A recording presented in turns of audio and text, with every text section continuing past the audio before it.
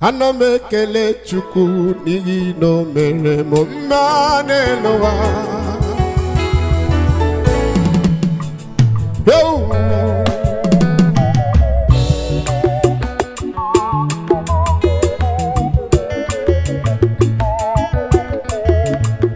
Oke mmiri na-egbe ogbe.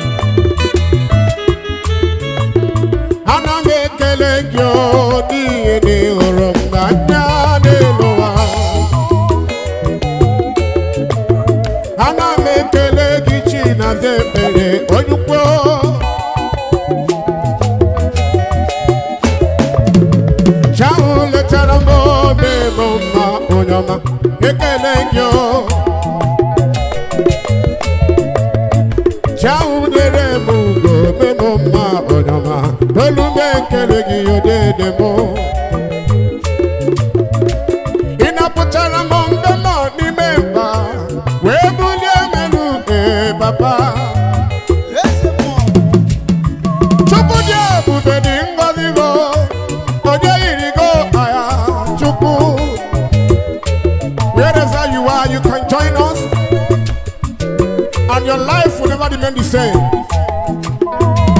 It's a prophetic praise and worship. As you are joining us now, the Lord will do for you what you cannot do for yourself.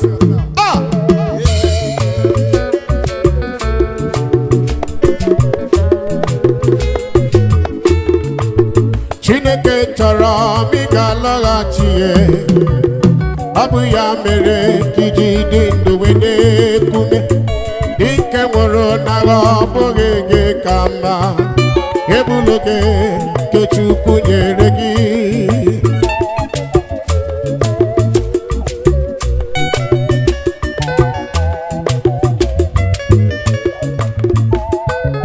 Ọnọdụ eluigwe na-ele m anya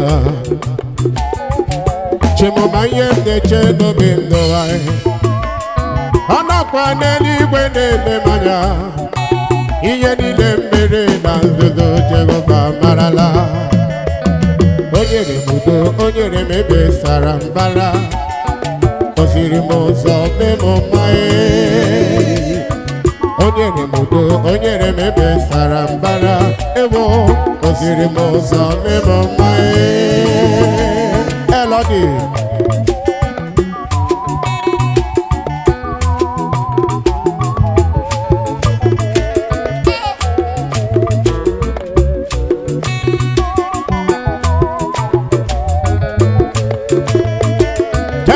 Jesus.